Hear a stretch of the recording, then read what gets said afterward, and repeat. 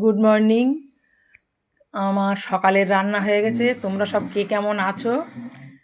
ঈশ্বরের কৃপায় নিশ্চয়ই ভালো আছো।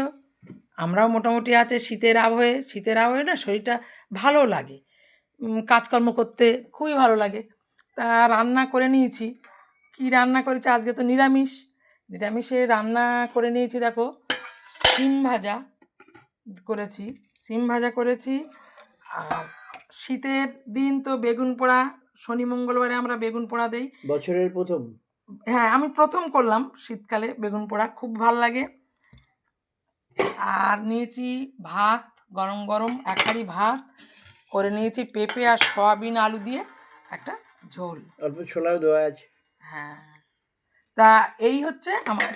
এই হয়তো বলবে যে তোমরা শীতকালে পেঁপে খাচ্ছ কেন? পেঁপে খাই কেন? আমার নিজের শরীরের জন্যে।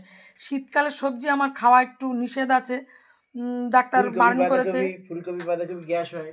পালং শাক এগুলোতে না আমার শরীরে সহ্য হয় না, যার জন্য আমার লাউ পেঁপে এটা আমার রেগুলার খেতে হয়। আর তার সঙ্গে টুকিটাকি খাই।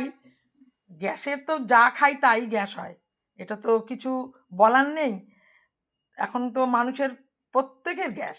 তা আমার একটু বেশি হয়ে যাচ্ছে, তার জন্য আমি খাওয়া দাওয়া খুব কন্ট্রোলে রেখেছি। কাঁচা লঙ্কা দিয়ে রান্না করি, খুব অল্প তেলেই রান্না করি। এই হচ্ছে আমাদের নিত্যদিনের খাবার দাবার।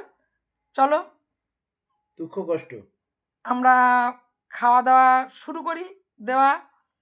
তোমরা সব ভালো থেকো। বাই। বাই।